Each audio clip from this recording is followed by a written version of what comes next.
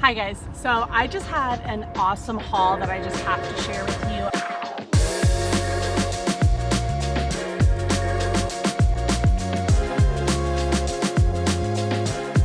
I just sourced an almost entire set of these Britannica Great Books.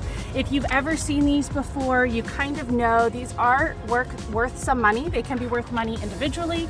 They can also be worth money as a complete set, partial sets, however you decide to sell it. Now I'm missing about 3 books. I also grabbed a companion novel set that's a 10-volume set. I'm missing 1 from that. So I'll probably go online to eBay and find the missing books and order them, complete the set, photograph it, and list it. My goal with all of this is to get anywhere from $200 to $500 is my goal. I think I could get upwards of $450 to $500 for the entire set, but we'll see. I did pay $32 for the entire series, and I'm going to show you here kind of what it looks like in the cart. Let's look. So this is it in the cart. You can see all of these here. I did already put about 5 books in there. It's a 54 volume set, and then there's a 10 book additional set. It's called the Gateway to the Great Books, if you've ever seen these.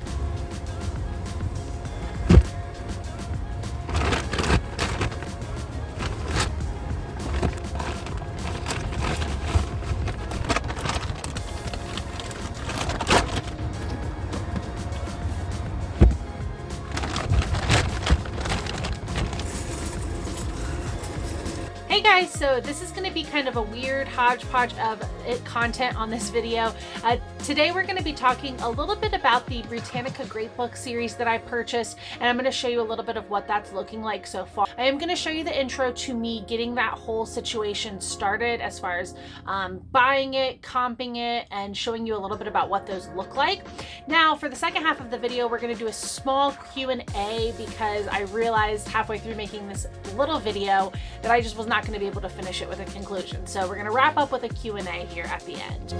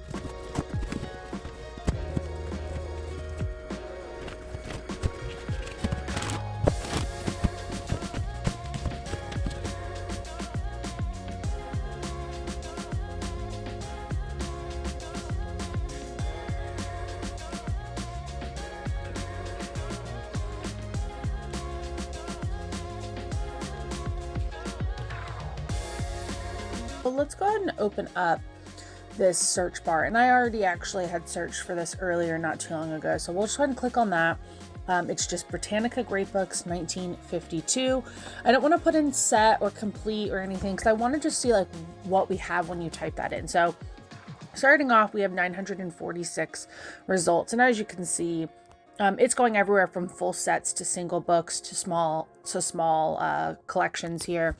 But what we really want to do is go ahead and go on over to the sold comps. So we have 194 sold comps, and that's going to vary, same styles, partial sets, complete sets, as well as single books here. But what I really want to do is I want to go ahead and sort it by the highest price, because I want to see like what is the max that it's selling for. Right off the back, I'm seeing a couple of results here, but these are more so what I have. These kind of in the middle, these black, mainly black spines with the color.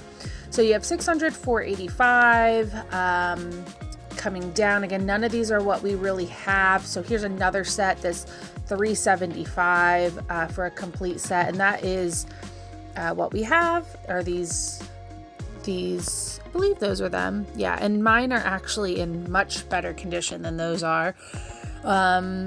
Let's see, what else do we have? So we have a 400 best offer, 420 best offer, free shipping, some with, some without. So, you know, you really are seeing the value there. So overall, comps are looking pretty good on it, right?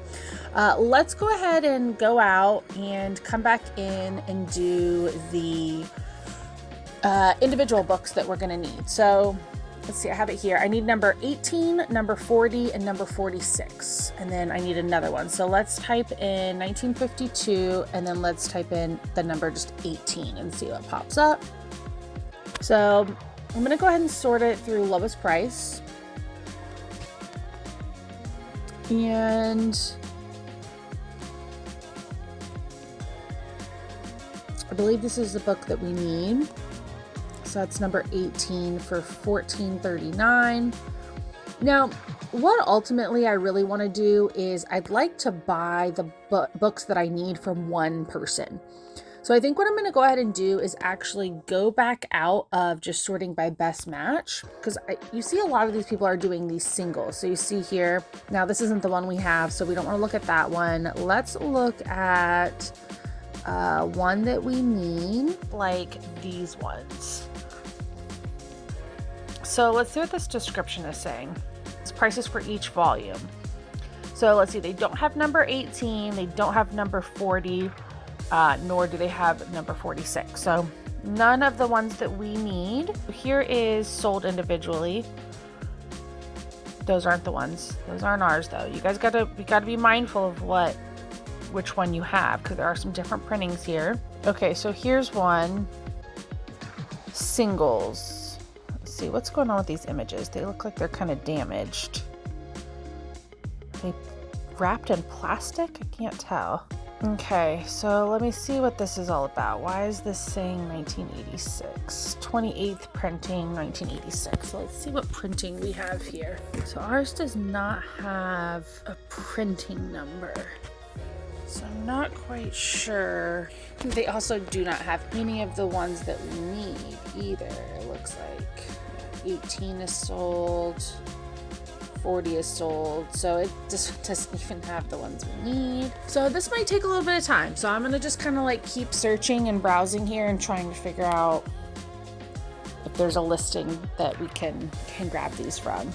So I just came across this little set right here, and it's $75 for the whole set of what's pictured here. There's definitely, you know, it's incomplete, but 37 of the 54 for $75 plus 31 shipping is kind of wild. Okay, so this is the series that we're looking for. This is exactly what the inside of our books look like, and this is similar to the catalog number as well. So I actually think this may almost be our best bet. As crazy as it sounds, this entire set here, it has all the ones we need. So it has, you can see number 18, it has number 40, and it also has number 46, which are all the ones we need. So I'm gonna go ahead and heart this one, and then let's look at the description. I wonder if maybe they'd be open to an offer. Like, I wonder if I could send them an offer and just see if I could get it for a little bit less. I still think that's an excellent deal, and this might be the way that we go. So let's just look to see what else there might be though. So I am just still scrolling around here. I have clicked on probably 10, 15 or so of these listings, just trying to see if either they have the volumes we need or if it's even the right printing, guys, because the main thing I'm noticing is that there are over 30 printings of this book, and I think we have not necessarily the first edition, but I think we have the first printing of the 1952 series. I may be wrong, but from what I'm looking at, I'm not seeing it being one of the printings later. So there's like a 1984, there's a 1986, like you'll see this one, see how it says 1952, but it's the 1987 printing. So this isn't ours. And like, let's see if we can go to if they have a picture of the page. So they don't have a picture of their pages. I'll see if I can find one to kind of show you what I'm talking about. But there will be a picture of the page, copyright, and it'll show you that it actually states that it is a later edition. So like, is this one? Okay, so let's look at this one. So do you see, if I can zoom in, it's not very great, but do you see how there's nothing else underneath the copyright date? It doesn't say like 26th printing or anything. Also, this Library of Congress number matches up to what we have. So I believe these are, and they, even if you look at the coloring, it's kind of hard to describe, but the coloring is just specific too. And this is what ours are looking like. So again, this one doesn't have the ones we need. It doesn't have 18. It looks like it doesn't have 40 or 46 either. So we're kind of coming up on a loss with just like finding the ones that are the right printing, but also have the right number. Okay, so obviously I'm sitting on the ground here by all of these great books trying to decide what to do. And after reviewing the options for purchase, it looks like it might be my best bet to purchase that set that's over $100, take out the 3 that I need, and actually 1 extra because number 9 has like paint on it right here. So maybe, I think there was number 9 in there, we'll see, but if I had number 9, I could replace that. And then just sell the other ones kind of like everyone else is doing. So I think that right now is the plan. But with that said, that means that I'm not going to be able to do that right now. I'm gonna have to wait. $100 on something that's like an additional work. I'm not just buying something to then list, I'm buying something to list and then to do more work of listing that.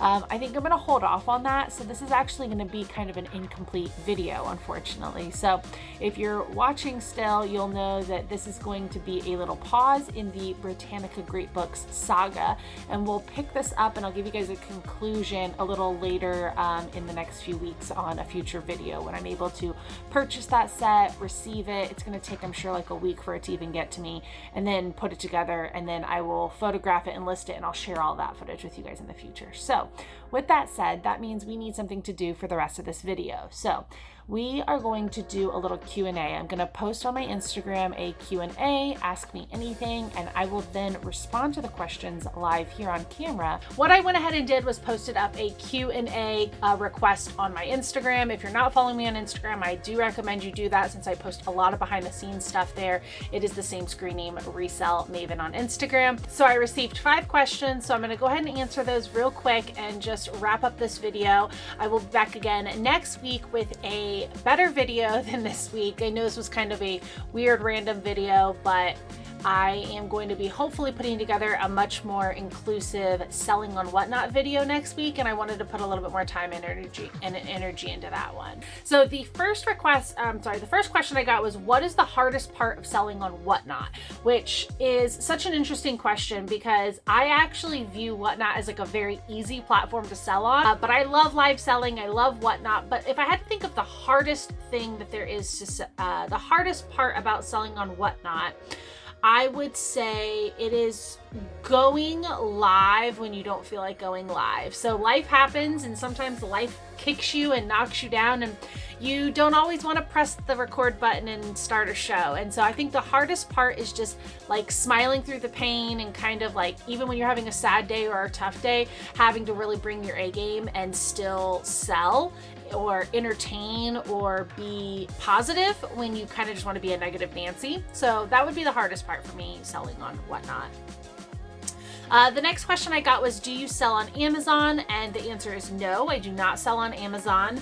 I started selling on Amazon actually when I first started reselling. The first platform I used was Amazon, and I liked it. I actually really liked Amazon. I liked sourcing for Amazon. I liked the sending stuff in and it not being in my house. I really enjoyed it, but I didn't have a good understanding of the margins of Amazon. So unfortunately, I ended up being in a position where I was never really making a lot of money. So I stopped doing that about 3 or 4 months into doing it, and I kind of discovered whatnot and decided to go on eBay a little bit more, and I did a lot of Facebook Marketplace. So I ended up going from Amazon, Facebook Marketplace, eBay to whatnot, and that's kind of where I am now.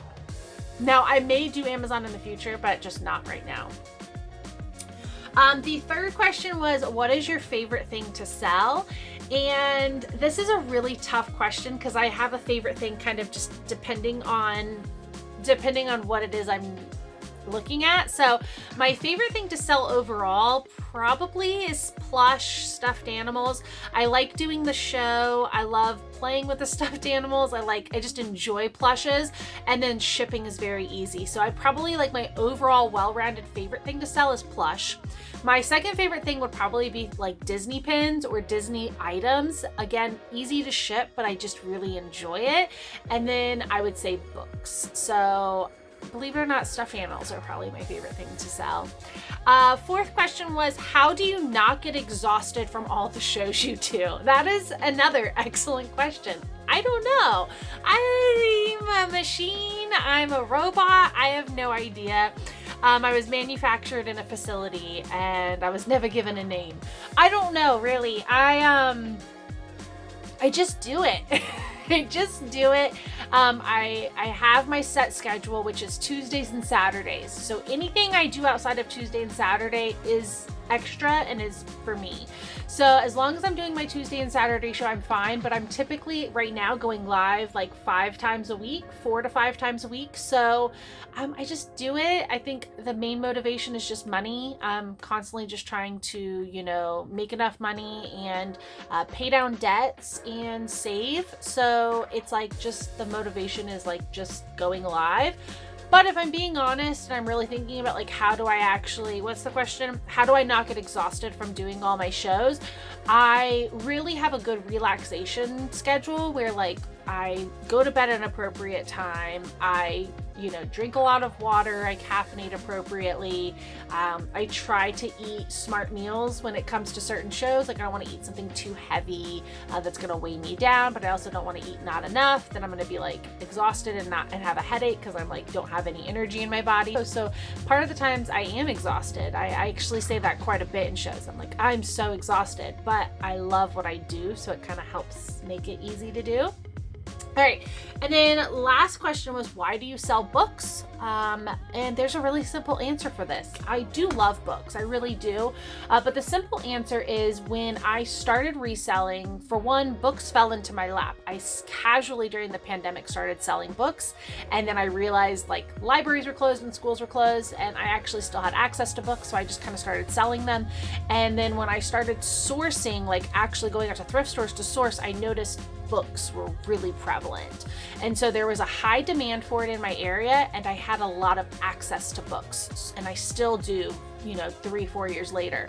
So the main reason why I sell books and the main reason why I got into books was simply just because of the prevalence of them in my area. So that is kind of the answer to that, and that's the answer to all those questions. So thank you for those of you guys that submitted questions. I will do more Q&As moving forward, like in the future, especially when I have like random weeks like this where maybe my schedule was just really busy and I wasn't able to put out a traditional video.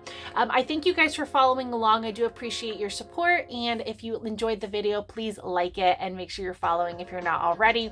Next week, hopefully we'll be back with our selling on whatnot video. Like I said, I wanted to put a little bit more time and energy into that video than kind of throwing it together. So I do apologize for having kind of this weird random video this week, but next week we'll be back on schedule. We'll be doing selling on whatnot.